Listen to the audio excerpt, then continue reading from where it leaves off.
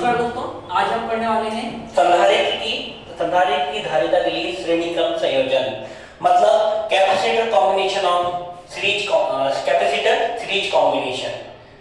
Capacitor की जो series combination में जो टोटल कैपेसिटी होती है उसके लिए हम क्या निकालने वाले, डेरिवेशन सॉल्व करने वाले। सबसे पहले हमारे पास एक इलेक्ट्रिक सर्किट है। इलेक्ट्रिक सर्किट में एक वोल्टेज हमारे पास क्या हो गया, ये पॉजिटिव साइड हो गया, ये क्या हो गया, नेगेटिव साइड। इस पर हमने तीन कैपेसिटर लगाया हुआ है। पहले नंबर पे कैपेसिटर है C1, दूसरे नंबर पे कैपेसिटर है C2, तीसरे नंबर पे कैपेसिटर है C3।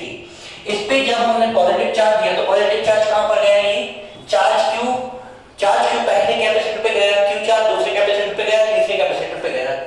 फर्स्ट वाले के लिए वोल्टेज कितना हो जाएगा V1, सेकंड वाले के लिए वोल्टेज हो जाएगा V2, तीसरे वाले के लिए वोल्टेज हो जाएगा V3। हम जानते हैं C इक्वल क्या होता है, Q अपॉन V होता है। C इक्वल होता है Q upon V। C equal हो गया Q अपॉन V। तो हम आगे बढ़ते हैं और देखते हैं कि सबसे पहले जो टोटल वोल्टेज है, टोटल वोल्टेज कितना हो जाएगा, टोटल वोल्टेज यहाँ पर कितना था V का, इसका 3 पार्ट में डिवाइडेशन हुआ V1, V2 और V3 में। तो टोटल वोल्टेज हो जाएगा V equal V1 plus V2 plus V3। जो टोटल वोल्टेज है कितना हो जाएगा, V1 plus V2 plus V3। First वाले कैपेसिटर के लिए अगर हम वोल्टेज को निकालें तो फर्स्ट वाला कैपेसिटर कितना है, C1 है। फर्स्ट वाला कैपेसिटर है C1। इस पर जो चार्ज जनरेट हो रहा है वो कितना है, Q, और इसका वोल्टेज कितना है, V1। तो फर्स्ट वाले के लिए सॉल्व करते हैं, फर्स्ट वाले कैपेसिटर के लिए सॉल्व कर रहे हैं। तो फर्स्ट वाले कैपेसिटर के लिए कैपेसिटी है C1, charge Q upon voltage है V1। अगर हम V1 की वैल्यू पुट करें तो V1 की वैल्यू पुट करने के लिए इसका क्रॉस मल्टीप्लिकेशन कर देंगे। V1 इक्वल हो जाएगा C1, V1 इक्वल हो जाएगा Q। ये मल्टीप्लाई करके साइड चेंज करेगा तो डिवाइडेशन में कन्वर्ट होगा और V1 इक्वल हो जाएगा Q अपॉन C1। सेकंड वाले कैपेसिटर के लिए सॉल्व करते हैं। तो सेकंड वाला कैपेसिटर देखते हैं। सबसे पहले सेकंड वाला कैपेसिटर के लिए चार्ज कितना आया है, Q चार्ज आया है, इसके लिए भी Q। इसकी कैपेसिटी कितनी है, C2, और इसका वोल्टेज है V2। कैपेसिटी अगर C2 है, वोल्टेज V2 है, तो वापस से C2 इक्वल क्या जाएगा, Q upon V2। Q upon कितना हो जाएगा, V2। आगे बढ़ते हैं तो इसका क्रॉस मल्टीप्लिकेशन कर देंगे। C2 V2 इक्वल हो जाएगा Q एंड V2 इक्वल हो जाएगा Q अपॉन C2। थर्ड वाले के लिए सॉल्व करते हैं। तो थर्ड वाला कैपेसिटर के लिए देखते हैं। थर्ड वाला कैपेसिटर के लिए C3, थर्ड वाला जो कैपेसिटर है उसका जो कैपेसिटी है वो कितना है, C3 है। वोल्टेज कितना है उसका V3, और इस पर भी चार्ज कितना मिल रहा है, Q। अगर चार्ज Q ही मिल रहा है और वोल्टेज कितना है, V3 है, कैपेसिटर की कैपेसिटी कितनी, C3 है, तब की कंडीशन में हम देखते हैं C3 इक्वल कितना हो जाएगा, Q upon V3।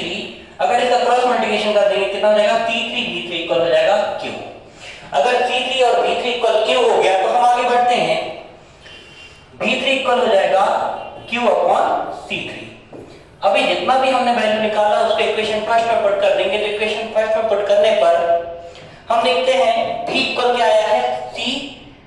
V equal आ जाएगा Q अपॉन C। यहां पर इसको सॉल्व करेंगे कितना मिल जाएगा, V equal Q upon C।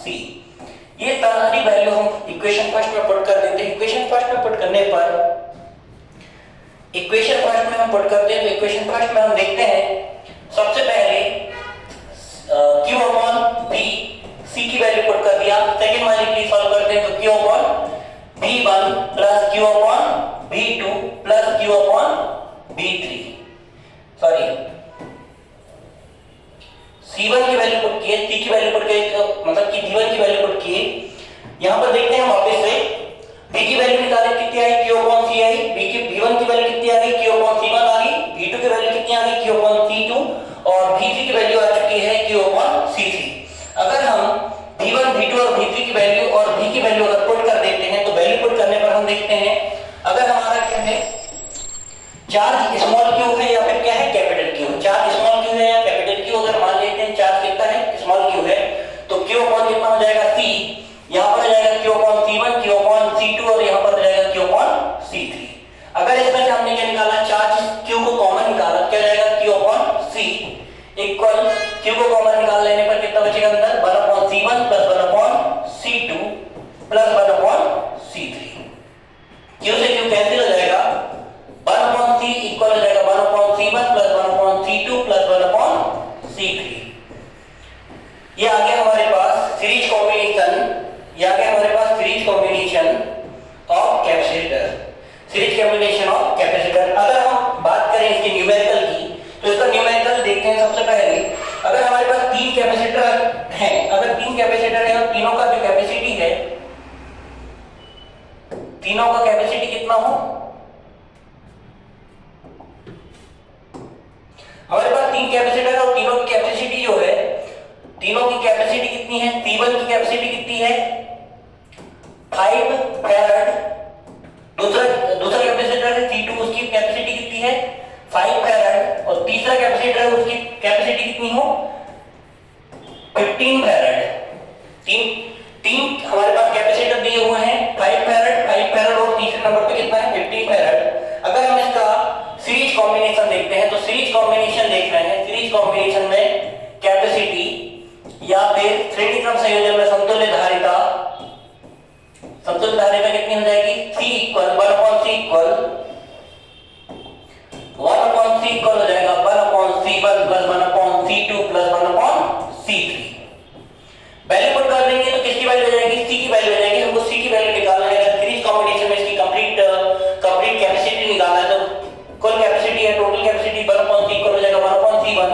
C1 की वैल्यू क्या है 5 फैराड दिया हुआ है, 5 फैराड दिया तो हो जाएगा 1/5 प्लस C2 की वैल्यू कितना दिया है 5, तो हो जाएगा 1/5 प्लस C3 की वैल्यू दिया है 15, तो कितना हो जाएगा 1/15।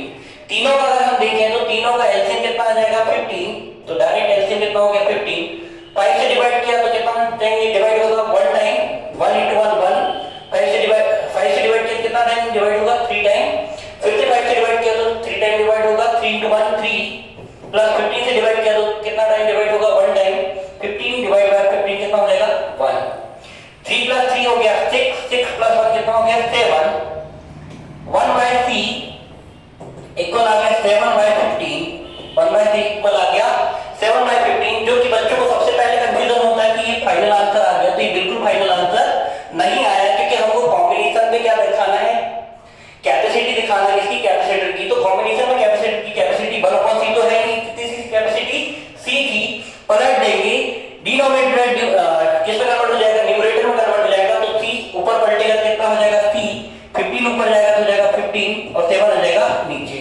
15/7 इसका फाइनल आंसर है। अगर हम और सॉल्व करते हैं तो 7 से डिवाइड कर देंगे, 7 2 14, 7 2 14, 1 हमारे पास रिमाइंडर बचा, 1 को अगर पॉइंट लगाने पर 10 में कन्वर्ट करते तो 7 1 7, कितना बच गया 3 बच गया, हो गया 30, 7 4 28। और अगर डेसिमल की 2 डिजिट तक हम लेकर सॉल्व करते हैं तो कितना आ जाएगा आंसर 2.14।